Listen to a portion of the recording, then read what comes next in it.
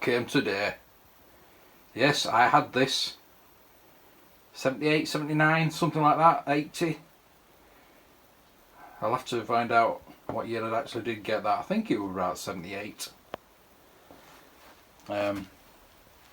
It's a Scalextric 400 with the March. I also remember this car because it had the 2 wheels at the back, well the 4 wheels at the back, and the John Player Special. So, as you can see, it's totally original. The box is absolutely battered.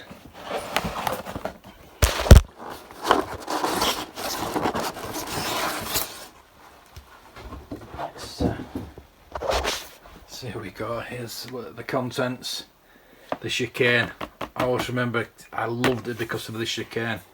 This was a complete novelty. The danger of them hitting each other. So you go, there's John Player Special. Obviously, they're not complete, these 2 cars, because the fins are missing. Doesn't detract from the racing, obviously.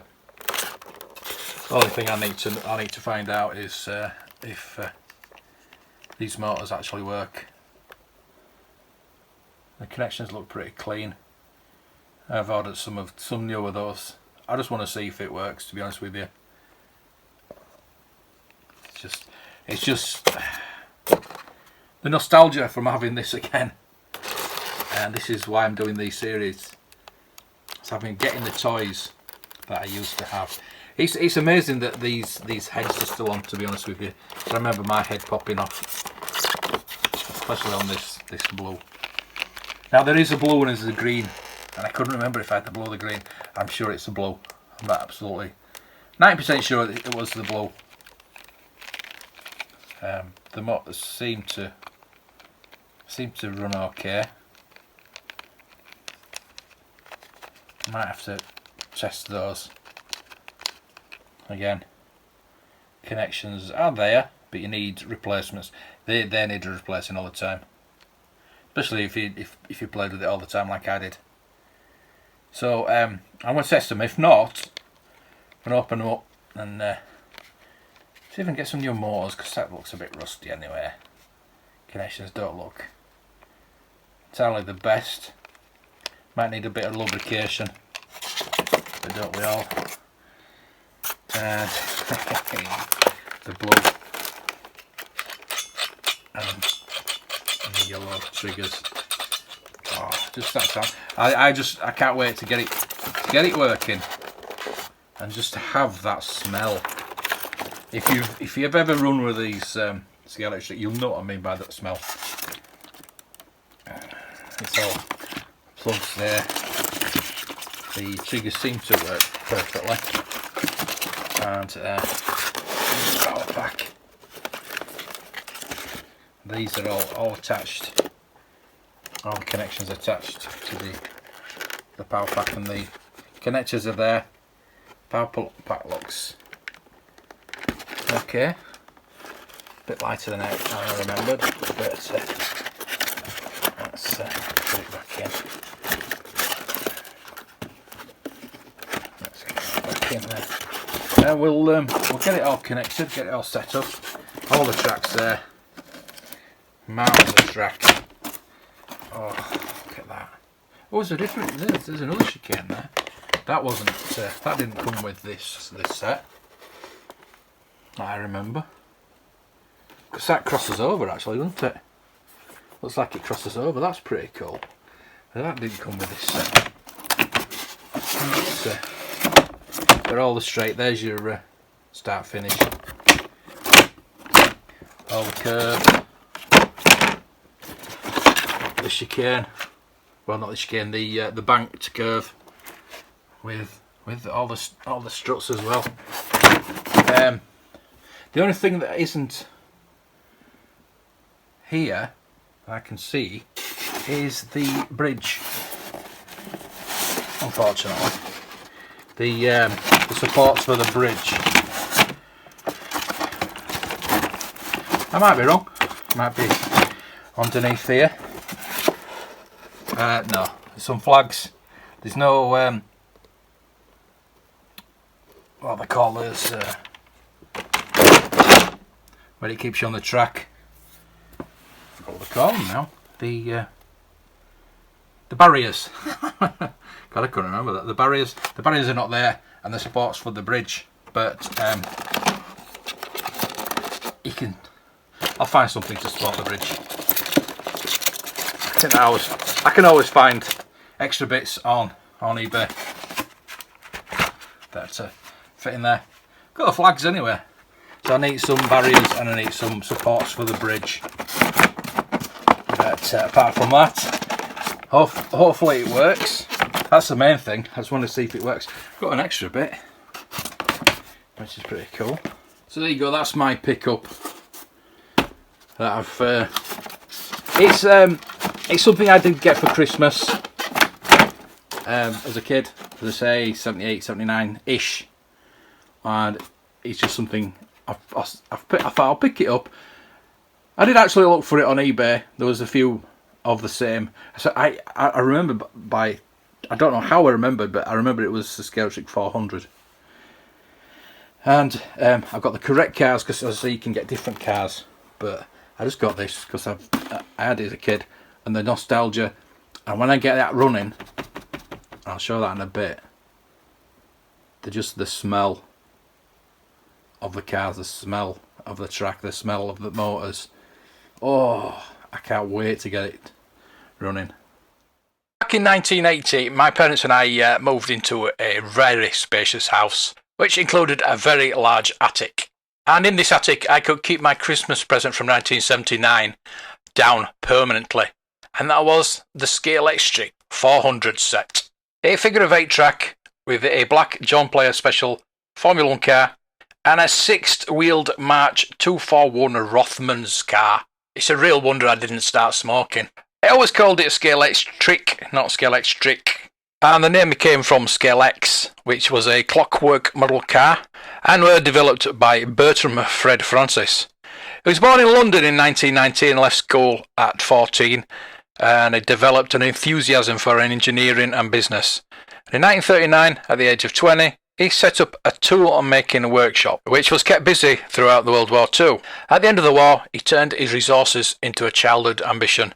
He would become a toy maker. He founded Mini Models Limited in 1947 in Mill Hill, northwest London. They made sophisticated mech tin plate toys, such as a toy typewriter, replica speed record cars, a clockwork petrol tanker, and an articulated lorry, both with forward and reverse gears, a clockwork shunter locomotive, and 2 ranges of clockwork cars, Scalex and Startex. The first Scalex model was a Jaguar XK120, produced in 1952, which featured a groundbreaking keyless clockwork motor. The motor was wound by an invisible 5th wheel and engaged by pressing down on the car and pulling backwards. The demand for these was so great that in 1954, Francis moved to larger premises in Havant, Hampshire. The range was increased to 7 cars, and were turning out 7,000 models a week. These were all scale replicas of sports cars of the day. The 1/32 scale, which is the core scale that is used today.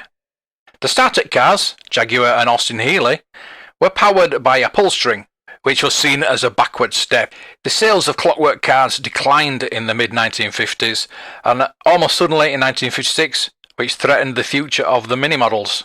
That was until Francis visited the London Toy Fair. There he saw battery-powered cars running around a track, but without a user control.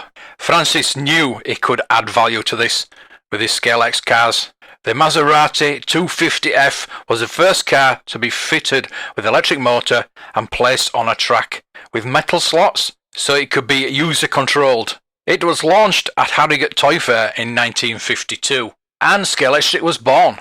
Although designs have come and gone over the years, plastic replaced metal and rubber, bigger, better track, accessories, go-karts, horses, trucks, the basic idea is still the same. A 5th wheel driving the car.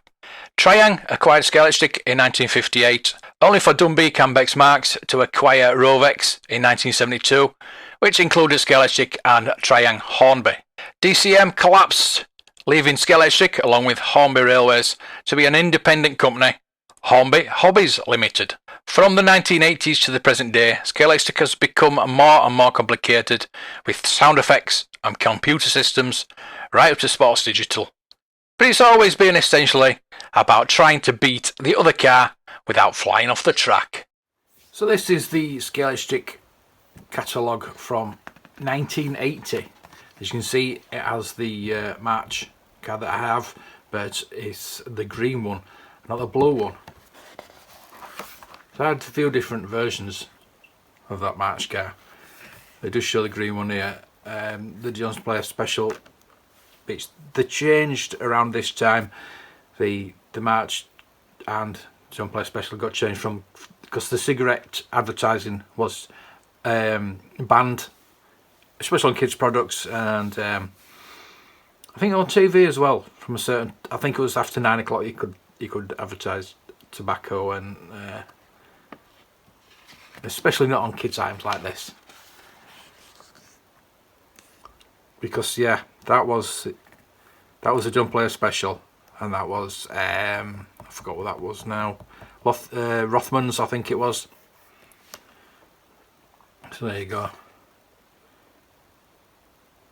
This is like, I don't know, it's a catalogue of not really showing you the cars. It's just more of a getting you to buy it. It's more like a reps type thing. It's not a real catalogue. It's just explaining different things about Scalextric and getting you to buy it. Which today, or even back then, the Dinky, the Corgi, the Matchbox little catalogues you used to get showed you just showed you the cars, what were coming out and things like that. I mean, it's even got the old Transformer there. That was pre one I got. I would love to have that. Yeah, I was this is supposed to be Brands Hatch, and I always wanted to build like a set out like this. So we go. We're actually going into the different layouts you can have on different sets. I mean, this is a 600. This is a step up from the one I had, the 400. I mean, the cars are pretty basic, but you can get in 4 of them because you've got 4 lanes. I mean, that one no good for me because I was only child. I had to race them both together. It's a bit sad, isn't it? But yeah, I mean, you could have the big layout of the 2 lanes or the 4-lane layout, which was pretty epic, really.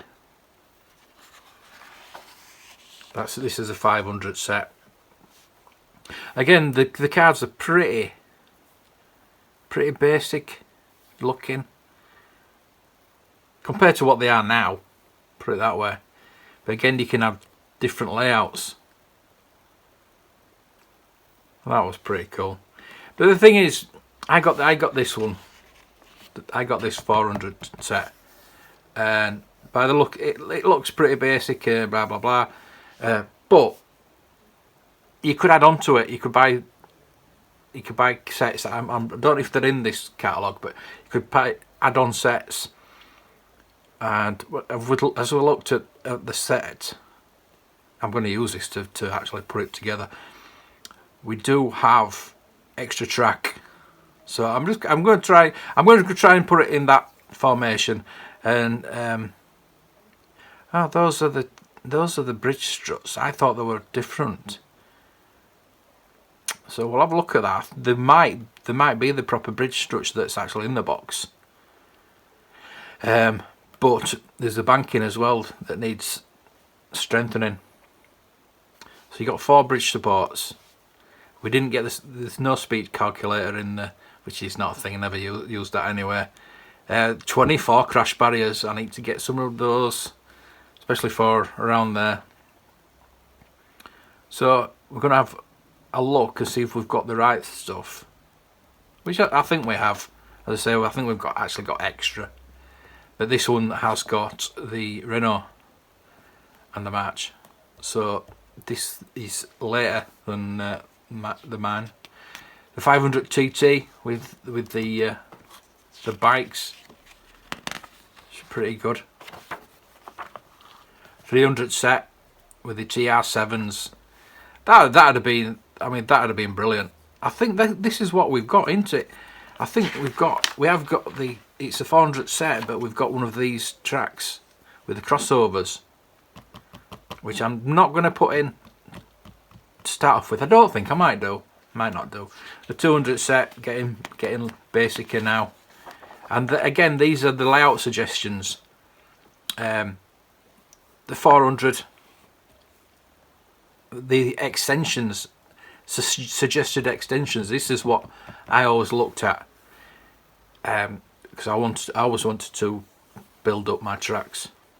And again, this might be something I'm going to do now, because getting the tracks really easy. You can even find it in the charity shops.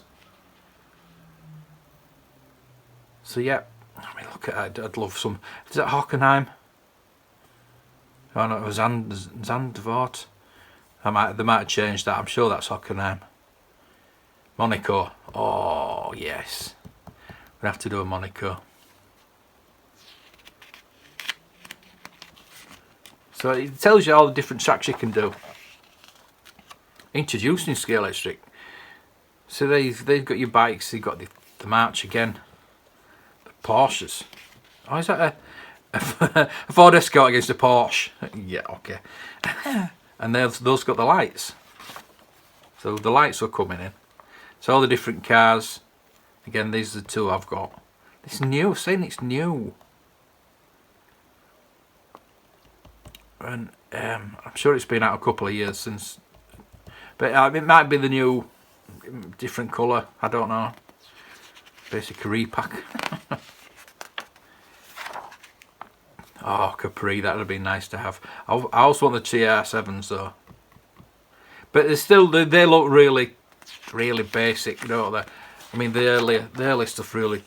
But I never thought that was basic. I thought I was really cool because it had the two wheels at the back.